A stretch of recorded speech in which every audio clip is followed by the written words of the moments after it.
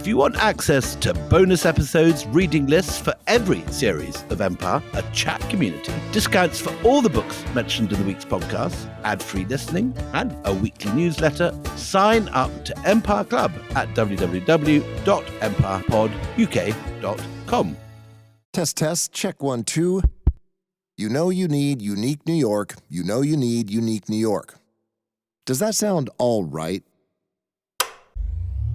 Ah, that's better. You can always tell something's missing when you get isolated results. Like AI that's only right for one of your systems. Get AI that can work across your data and applications. Learn more at IBM.com. The AI built for business. IBM. Hey, it's Paris. You know I love sparkly things, right? Like stars. Duh. And thanks to Hilton and AutoCamp, I just slept under them. Picture me, serving looks by the fire outside my luxurious Airstream, making s'mores with the kids, while a national park is our backdrop. The great outdoors meets Hilton hospitality. That's hot. Explore all the new ways to stay at Hilton.com. Hilton for the stay.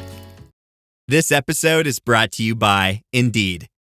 When your computer breaks, you don't wait for it to magically start working again. You fix the problem. So why wait to hire the people your company desperately needs? Use Indeed's sponsored jobs to hire top talent fast. And even better, you only pay for results. There's no need to wait. Speed up your hiring with a $75 sponsored job credit at Indeed.com/podcast. Terms and conditions apply.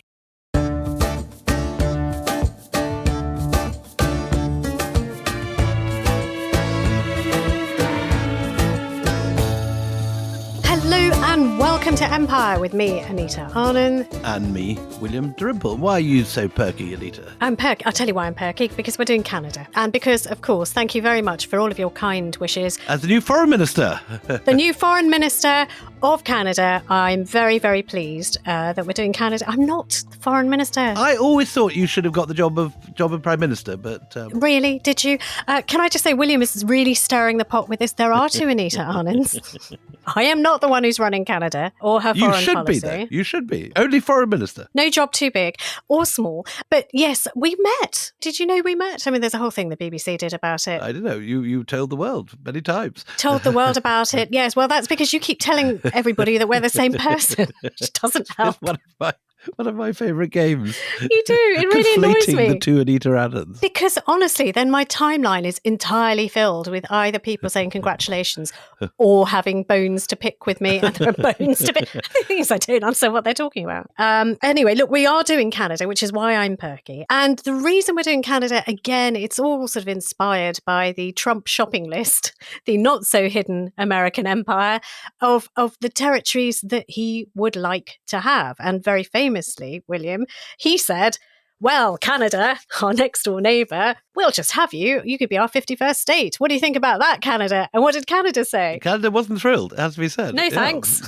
No, tar. But Canadians are very, very proud of their Canadian identity. Never more so than this year, yeah. Well, I mean, it carried Mark Carney to win Canada's federal election on April the 29th. It became official. He was the new prime minister, and he did totally ride on the back of this anti-Trump sentiment, you know, that we are our own country. It was a massive turnaround because, you know, the Liberals were not doing well. And most of the commentators Trudeau was not popular at all, was he? No, they'd written them off. They'd completely written them off. But all Trump had to do was sort of talk about his 51st state as they think nonsense. And it just torpedoed Mark Carney into power. And do you remember watching that first kind of slightly excruciating meeting at the White House? So, you know, the same kind of setting. Well, I thought, again, my admiration for Carney has never been stronger. The way he just smiled. He's the only one who's of Trump's enemies who survived that sort of public grilling that poor Zelensky and the poor South African president were sort of humiliated by. But Carney came out standing tall and talked to Trump in Trump speak. That he understood, yeah. Do you remember he said, as you know from real estate, President Trump, there are some places that are never for sale. Such as Buckingham Palace.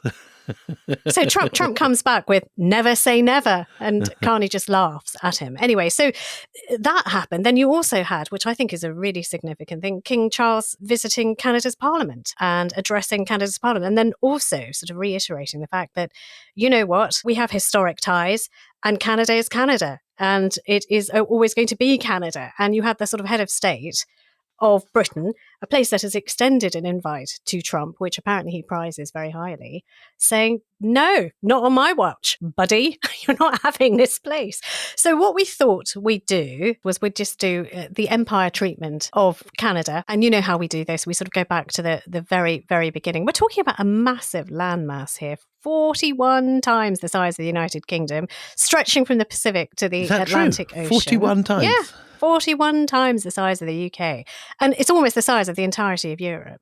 So we've had the Vikings show an interest, the British, the French, the Americans, the Spanish, the Portuguese. They've all staked claims in the past. Even the Russians had a toehold once upon a time. So I wanted to take us right back to the beginning. And are you sitting comfortably? You've got into very mythical mode, I think. We're about to find a whole new Anita Anand, who's neither the foreign minister nor the historian, but the Anita Anand, the mythologist. The reason I wanted to do that was because, of course, all colonial powers assume that the country that they're going to go and take over is empty. But it's never empty. There are people in it. And these are some of the creation stories of Canada from the people who first lived there. And I'm talking about the Indigenous tribes of Canada. Are you sitting comfortably? Because I'm going to start at the beginning, before the beginning.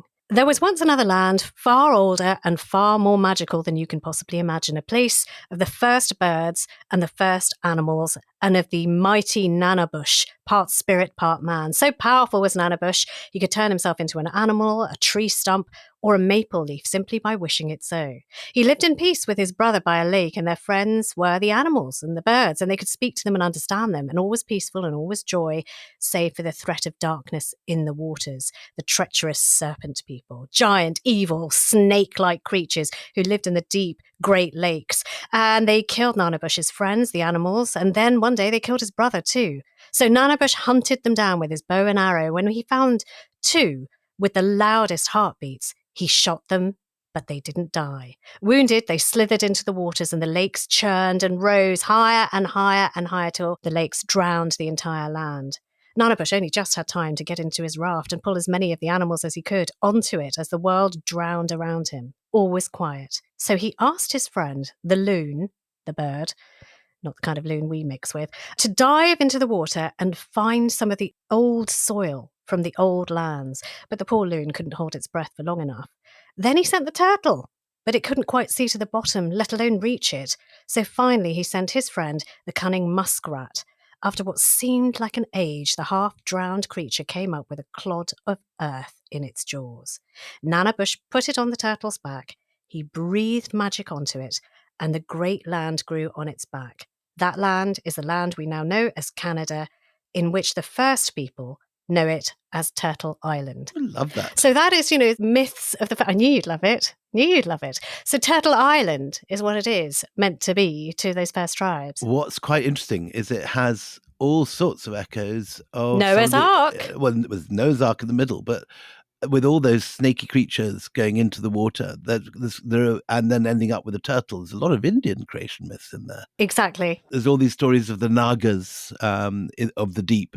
If you look at the story of the creation of the Nepali myths, it's particularly close to that. And then this idea that you have in Indian mythology of the world balanced on the back of a turtle. On the back of a turtle shell. Yeah, that's right. exactly. Which is an elephant standing on a turtle shell, which carries Exactly. the world upon its back. So, I mean, it's, you sort of start wondering whether, the world is populated by a one people who spread out all across the planet. There is links, aren't there, between some of the peoples in the Himalayas. There are actual links, I believe, aren't there, between the Ladakhis and some of the peoples in Bolivia. And anyway, we'll go on to that later. Tangent for another time. But look, that creation myth, William, is the Anishinaabe people, sometimes known as the Chippewa, Indigenous people who traditionally lived in the Great Lakes region, the northern plains and parts of the subarctic and northeastern woodlands of Canada.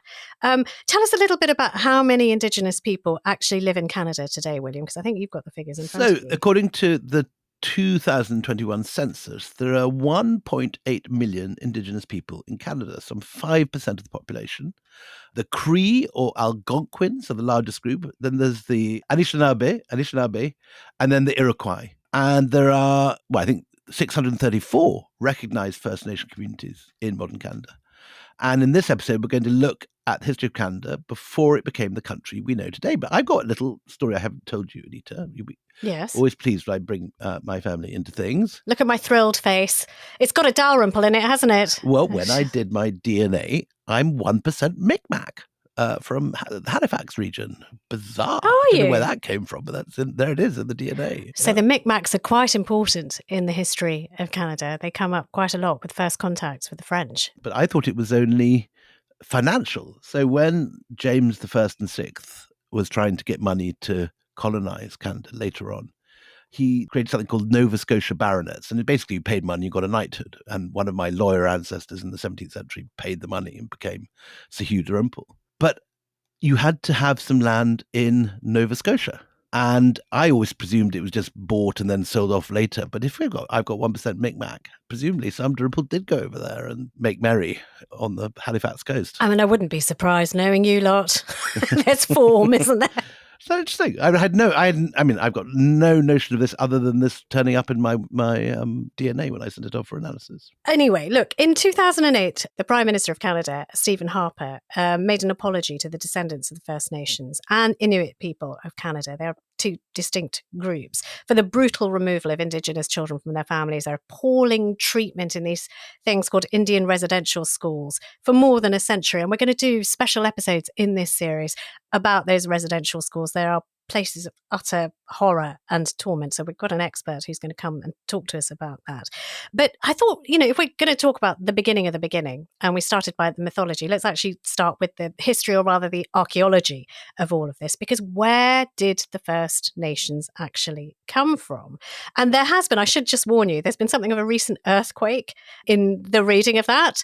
Anyway, what has been the accepted wisdom for almost 100 years about where the First Nations came from? For almost 100 years, the idea was that first people crossed over what we now call the Bering Land Bridge, which was that ice-free corridor which connected the two continents during the last Iron Age, 13,000 years ago. And this land bridge was said to be vast and which connected Siberia with Alaska, effectively.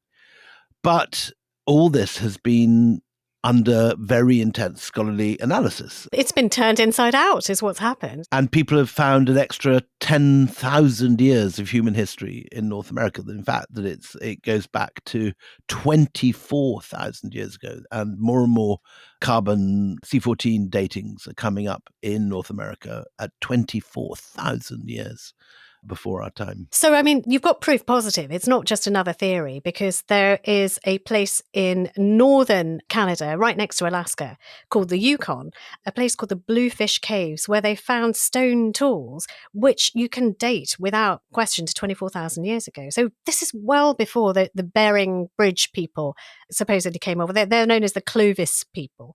It was only in the 1970s and 80s that the new excavations of, the Aboriginal people who were there a lot before came out, and they were produced by a man who I like to think of as sort of the Canadian Indiana Jones, to be honest. Jacques Cartier is his name.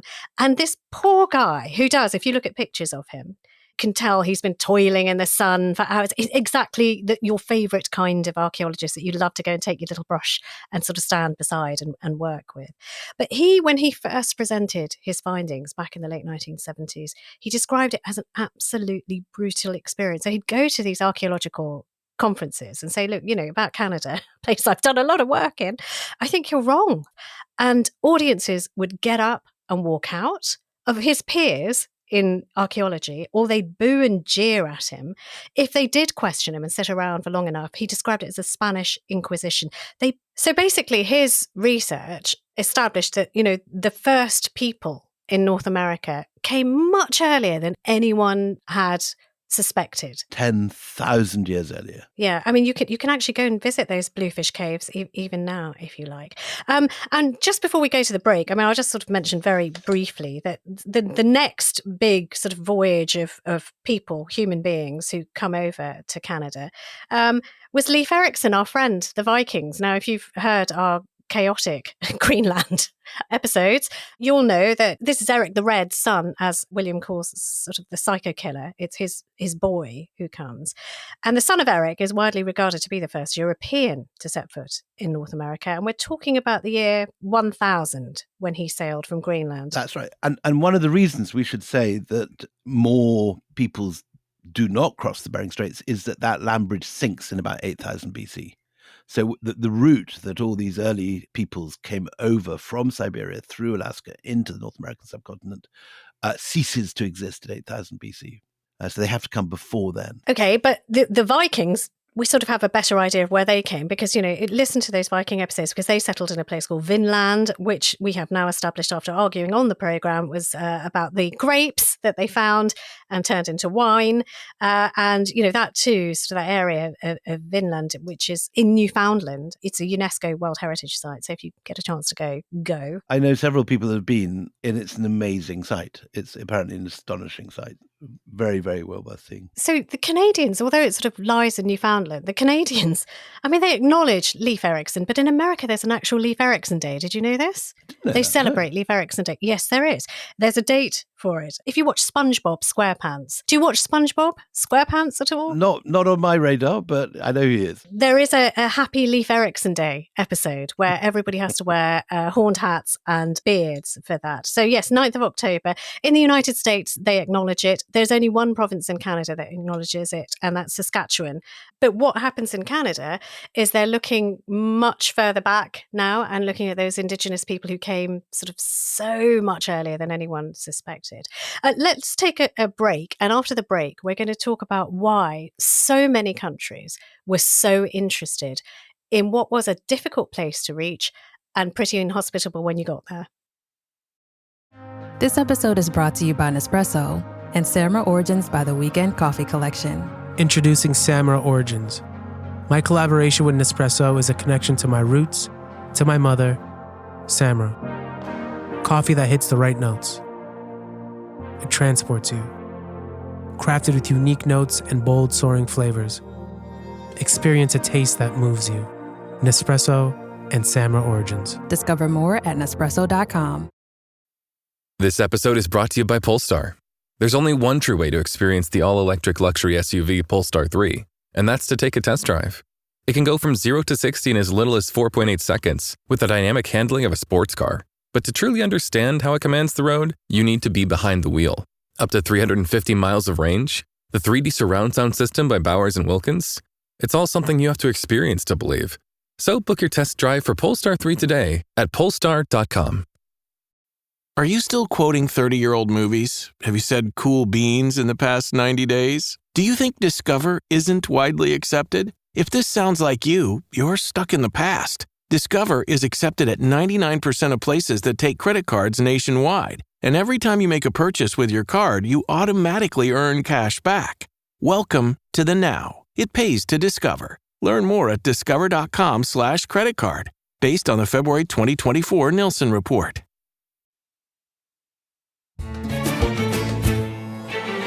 Welcome back. So in the last half, we were talking about our friend Leif Erikson, son of psycho killer Eric the Red, who finds Vinland and finds this land that's so much more hospitable than either Iceland or Greenland, that it's full of grapes and all sorts of other good things. But the hoped-for Norse colony is driven off by indigenous attacks. There are vast armies gather around the Norse, and they have a fighting retreat to their boats.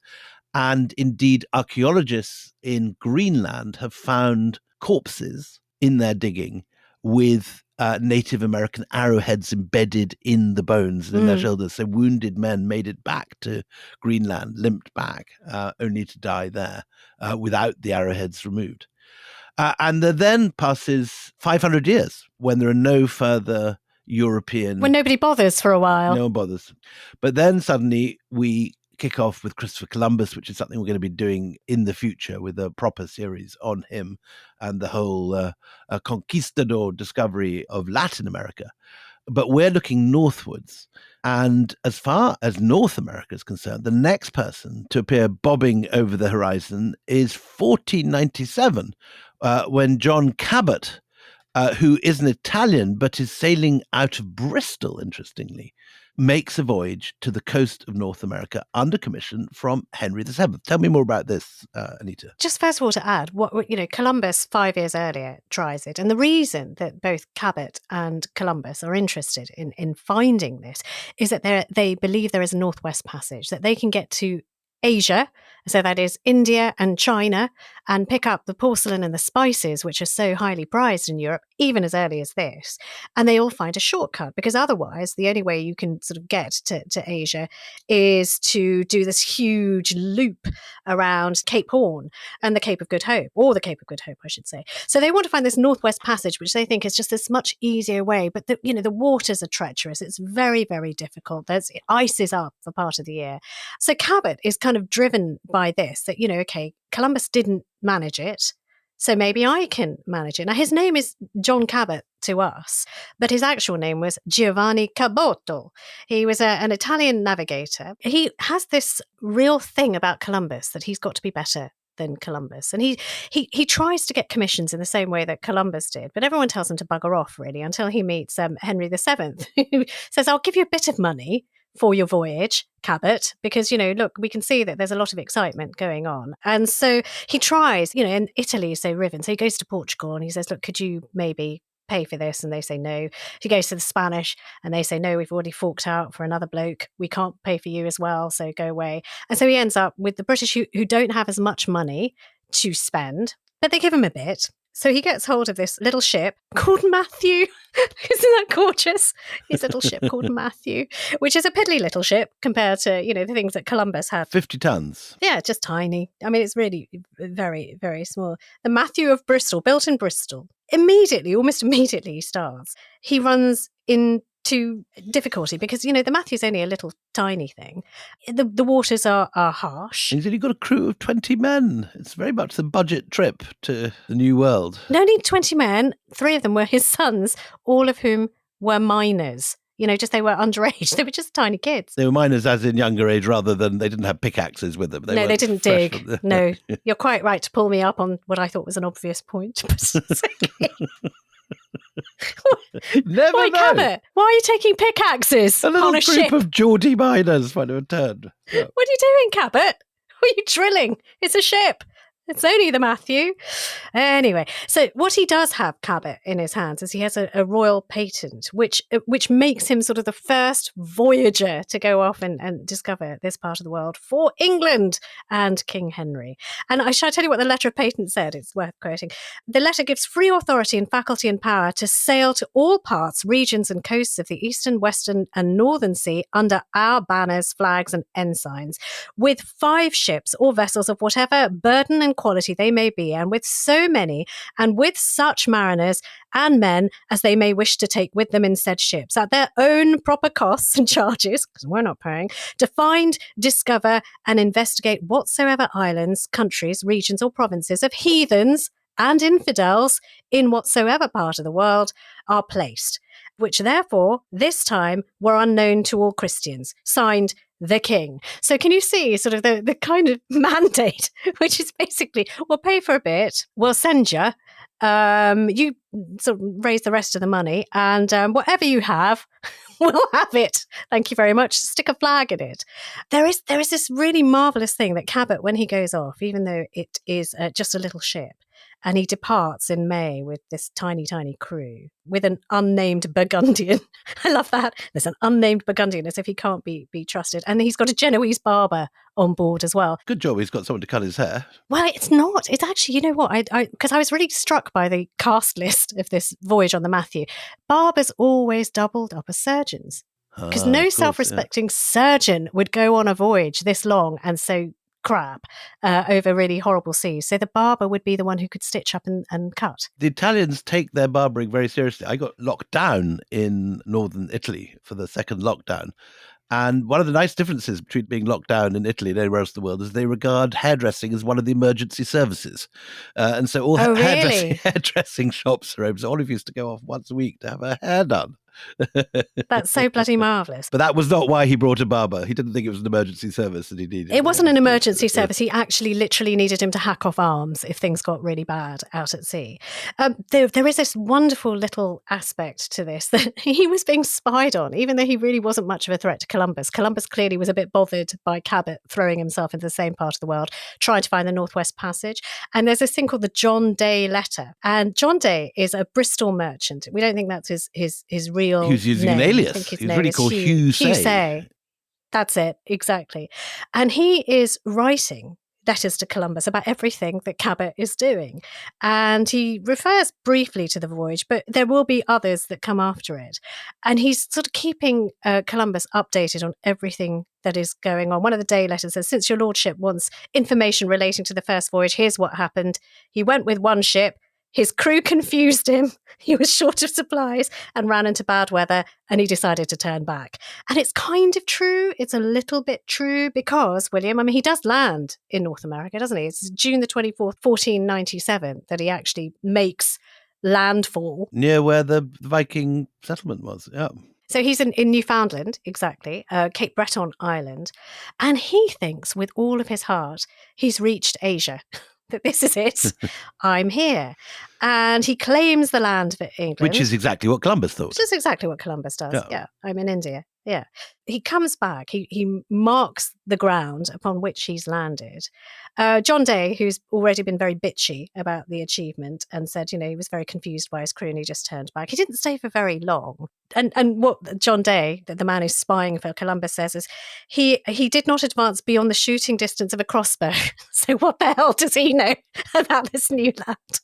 So, but he comes back, and when he gets back to Bristol, he is a hero. Is Hugh Say the spy employed by Columbus in Bristol, or is he on the voyage? No, he's in Bristol. So he's just overhearing stuff in the pubs in Bristol. This stuff is half-assed nonsense, you know, from the pub, but it's not very positive. And it's like, basically, don't you worry, Columbus, everything will be fine. Cabot, he's not up to much. He's not that tough. You're still fine. You'll still find that Northwest Passage before he does. But when he comes back from that first voyage, Cabot sort of rides to London to report to the king. As well he might, if he's just discovered Newfoundland, exactly. Well, he's found India, apparently. He's found Asia, is what he's telling everyone. So he asks for a bit more money. And he says, you know, have you got anything for me? Because I'd like to go back. Because, you know, some people, not naming names, John Day, you bastard, are saying I didn't really do much when I got there. So I'd quite like to go back and be able to stay a bit longer. So he's given a reward by the king of £10, which is about equivalent. Not much of a reward, exactly. No. £10. Well, it's 2 years' pay for an ordinary labourer, but still not very much. You're right. It's kind of surprisingly poor compared to what, you know, the riches are on Columbus. Mean king. Mind you, they weren't very rich at that point. He goes back to the king and he says, give me some more money. Please give me some more money. So the king says, all right, okay, we'll stump up the cash. We realised the Matthew wasn't up to much. We'll give you some money for 5 ships, because that's what our charter said you could have, our letter of patent. So just go back. And he does. He goes back sort of barely a year later, May 1498. And the ships are carrying loads of stuff, cloth, caps, lace points, and other trifles, we're told, which are going to be for trading. Not fruit trifles. No, they are the trifles that the miners like eating before they start hacking away at the rocks. It is the favourite diet of miners, is a jelly trifle. You're good, you are. The way you read between the lines. I like to investigate these important items, exactly. So everybody's, again, watching Cabot flinging himself into the ocean again. There's a Spanish envoy in London who reports that one of his ships is lost fairly early on in this voyage, and you know he's been forced to land in Ireland. But then Cabot carries on with 4 ships. One of them is completely stricken and stays in Ireland, doesn't get much further. It's like one of those Ryanair flights. It just stops after not much time. Wherever you're going, Barbados? Yeah, we'll stop in Dublin. So for centuries, there's not much else that we know about this expedition. But we do know that Cabot never comes back.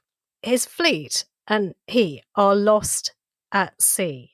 Maybe some people say he was killed by the indigenous people when he decided to go a little bit further inland. Some say his crew did away with him. We don't know. But we do know the next person who flung himself in, because this we know a lot about. Who is a French rival from Saint-Malo. Tell us about Jacques Cartier. So Jacques Cartier was a cider drinker from Saint-Malo. Cider drinker? That's what they drink in Saint-Malo. Have you ever been to Saint-Malo?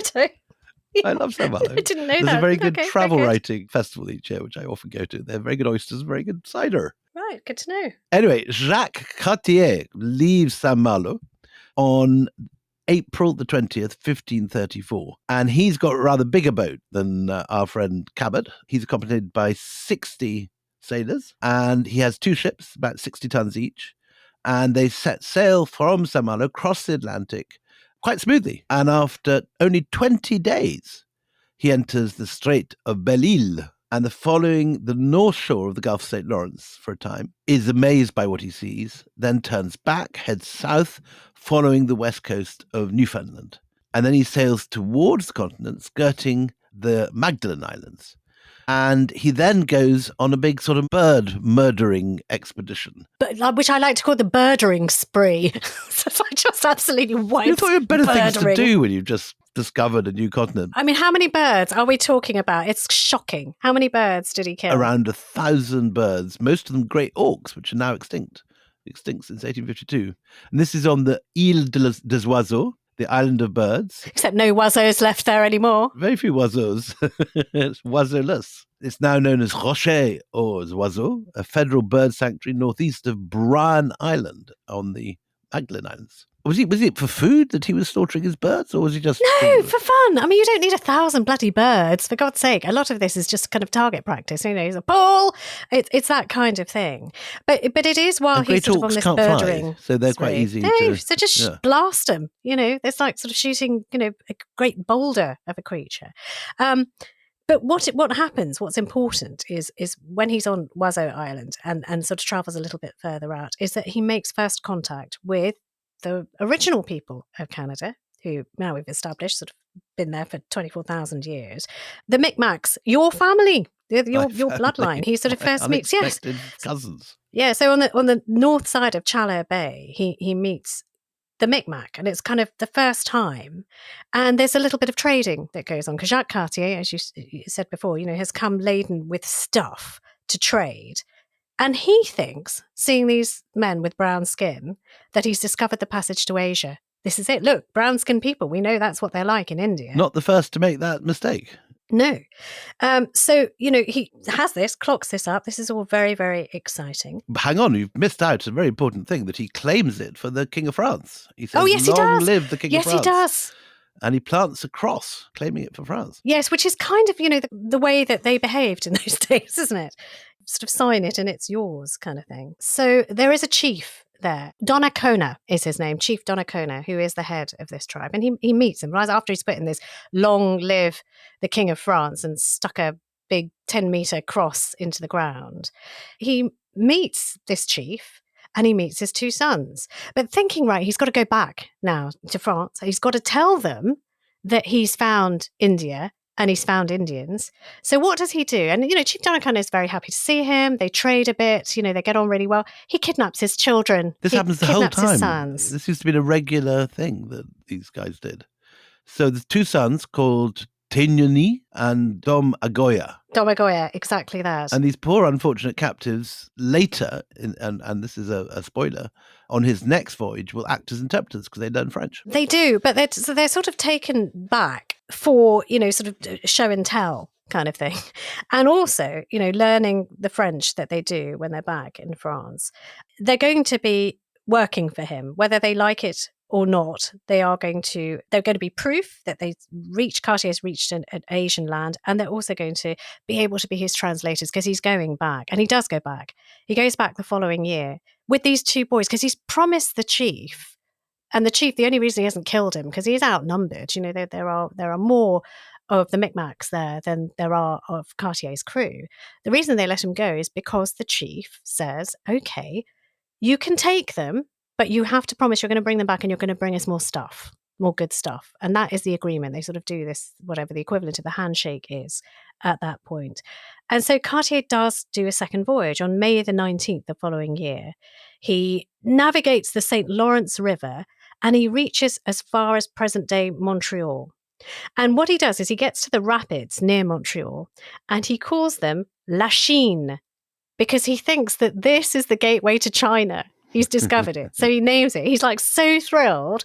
This is what I have to get through. And then we're in China. He's got 3 ships, 110 men, and his 2 Micmac captives. They're really keen to see their father again. They are desperate. So, they reach the St. Lawrence. Cartier sails upriver for the first time. He's mapping wherever he goes. And that's a really big deal that Cartier manages to do this. He reaches Stadacona, where the chief, Donnacona, is ruling. And he's waiting for him and he sees his boys again and there's a massive celebration and there are gifts that are exchanged. But then Cartier says, okay, boys, say bye to your dad because we're going now. And the boys say, wait, what? No, that wasn't what we said. We're staying. And he says, no, but I need you because I'm going to go upriver and I need to find more of this land and map more of the land. And, we might meet some people. I can't talk to them. I don't know a single word of Micmac or anything else around here. So you come with me. And there's a little bit of sort of toing and froing. And Chief Donnacona is really against it because, and this is, I don't know whether this is back projected, but he wants the trading all to himself with his tribe, not, opposition tribes that are elsewhere. So he sort of says grudgingly, okay, you can take my boys. And then he's sort of like on the never, never to the boys, just make sure none of these other deals go through. Because they're the only ones who speak the language. And you've got sort of Cartier suspecting that they're not operating in good faith, partly because they're really pissed off. They've only just got home and they've been taken away again. And partly because none of the deals that he tries to make subsequently go incredibly well.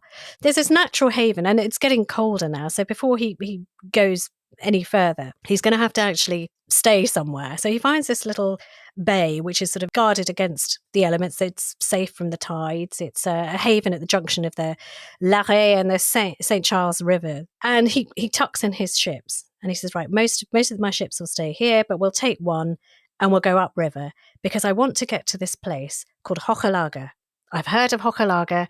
There's a great tribe there. And I think if I can get there and stick my cross into the ground there as well, that's a lot more of France that we get. And we might get even closer to Asia. We're quite deeper up near into China, deeper into China. We'll come back with loads of porcelain if we just get through.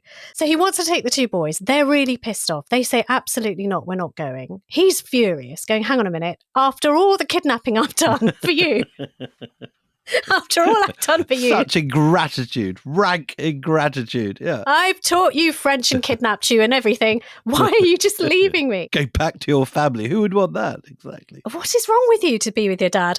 So what he suspects, though, is that they don't want to help him make any kind of contacts in Hochelaga, which, by the way, is present-day Montreal. There's a very warm welcome, but it sort of stops after that because nobody speaks the language because the boys won't come with him. They won't translate. And there's a whole bunch of Cartier's people who only speak French. So it doesn't get really too far. They do a sort of a sign languagey thing, but it's all sort of lost. So it's a bit of a wasted journey. So he goes back to the bay and they spend the winter hunkered down. And it is a terrible winter for Cartier because there are no supplies. They are weakened by the cold. They've got really terrible food. They can't resist disease. Scurvy again. Yeah. They only have dried salt meat or salt fish to eat, fruit and vegetables, none at all.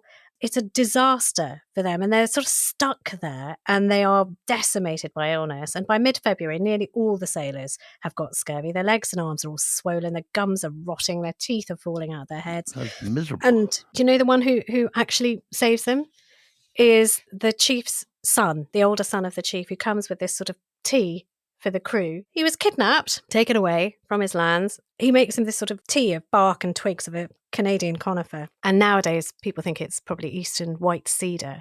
And this is an antidote to scurvy. It's sort of enriched with vitamin C. But even though, he tries to help them, 25 of Cartier's sailors die from scurvy. So, the climate is bad. It's all terrible. In February, Chief Donnacona and his men set out on a hunting expedition. They are accompanied by several people who Cartier can't recognize. And now what Cartier thinks, because he's all depleted from the winter that he spent there, is that these are some enemies and Donnacona is going to attack him. Now, where there was friendship and there was gratitude, thanks for the tea, there is now suspicion and that this is not safe. So what he does is he takes Donnacona and his 2 sons hostage again and kidnaps them and puts them on his ship and takes them back to France, partly so that, they can describe the marvels of Canada to Francois I, partly so they can't foment any kind of rebellion against him when he, comes back, because he's absolutely determined to come back, because now he's made his way to China and India. It's going to be great. And he's also got these maps with him. So what happens when he gets back with his, again, kidnapped party and greater info and, joyous news that he's reached China, William? Well, he gets another sponsorship. Francois I sponsors a vast colonising expedition and appoints a named Jean-Francois de la Roque as commander. Anyway, Cartier goes off on his 3rd voyage in 1541 and establishes a settlement at the foot of the cliffs of Cabrouge, and for the first time he erects fortifications. He then makes a 2nd journey inland up the river to Hochelaga, and Cartier learns that the route beyond the rapids is long and difficult. And it's also not China. It's also not China. Is he realising that by now? I don't know. I hope so. I don't think he has. I think he still thinks he's in China. Right, okay. He does, however, discover what he believes to be gold and diamonds in the rocks of Cap Rouge. Oh, this is a thing. Yes, he's not going to be the only one who thinks this. Yes. And so he then wants to hurry back. And en route, he encounters his competitor, called Francois de la Roque, in Newfoundland. And the commander orders him to turn back. Cartier, who's obviously anxious to convert his cargo into cash as quickly as possible, he thinks he's hit the mother load. Yeah, he thinks he's hit the mother load. And if he can get back to France before this other guy sort of claims the plaudits from the king, he's going to be made for the rest of his life.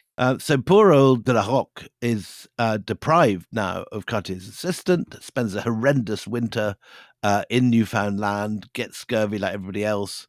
So this 3rd voyage, which had been intended for exploration, even colonization, proves a failure because the gold and diamonds that Cartier thinks he's discovered is nothing more than iron, pyrite, and quartz. And frankly, it serves him right after behaving. It bloody does. As badly as they call it fool's gold for a reason, Yeah. So it's worth nothing. So it's a dodgy start. It's bad. It's bad. It would be off-putting, it's not one good, might say. But at least, as far as the French are concerned, they now know that this land is there. They've got an idea of the sort of people who are living there. This is the beginnings of French Canada and the long story of why, to this day, Canada is bilingual. Bilingual, indeed. And actually, he's not going to be the only person who thinks he's found gold and diamonds. Others, and we'll come to that in later episodes, will think the same thing, that Canada is the land of jewels and gold. But the thing they have found, which they think is far less exciting than the gold, but they nonetheless do bring back, is fur. Fur, which is going to be such a big deal in the next episode. And they hardly notice it. It hardly appears in the journals. No, it's not. It's just nothing. No, it's hats. There's some furry hats they found. But in actual fact, this is going to be the thing that propels the colonization of so much of Canada. And it is the thing which will actually establish the economy of that colonial area. Well, I mean, the economy, riches for others, but not for the people who live there. Can I just round off? I mean, the next episode is going to be all about fur, and it's going to be all about sort of Paris's passion for fashion that kind of, sends more and more people over to Canada, and how they then establish deeper and deeper roots. Cartier's thing, though, I think we can say is not hugely successful. He doesn't get another royal commission. He has the maps, though, that will help later voyages over when they do go back with an aim, which will be the fur trade. But if you go to St. Malo now, place where you Which had I lovely strongly cups of recommend. cider, It's a which you wonderful place, recommend. Mullen. Have you seen the statue of him? I haven't. There's a statue of Cartier. So there's a statue and he's pointing west towards the dreams he would never realise again. It's a kind of a bittersweet thing. So look, that's the stuttering start to French colonisation. As William said, join us for the next episode when you find out that they make a second try, which is altogether more successful. What you really should want to do is join our club, because it keeps us paying our bills and allows you to read our wonderful newsletter, but more importantly, binge listen to the whole story of our Canada series, which will be available now. Just go to empirepoduk.com. That was exactly what I meant. empirepoduk.com is exactly the hyperlink you're after. Apart from keeping the lights on for us, we really love the community that we've got in the club, so do come and be a part of it. We would love you to. Anyway, till the next time we meet, it's goodbye from me, Anita Arnon. And goodbye from me, William Dalrymple.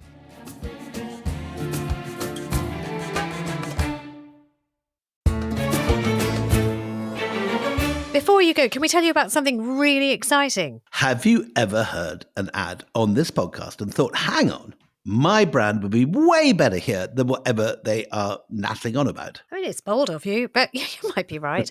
And here's the thing, you can actually make that happen. Make the dream real. Imagine your brand front and centre on Empire and other shows across the Goalhanger network. If you don't know who Goalhanger is, they are the producers of this show. And if you're looking to get the brand right into the centre of everybody's routines, they are the people you want to talk to. If you're curious, just head over to goalhanger.com. That's Goalhanger, HANGER.com.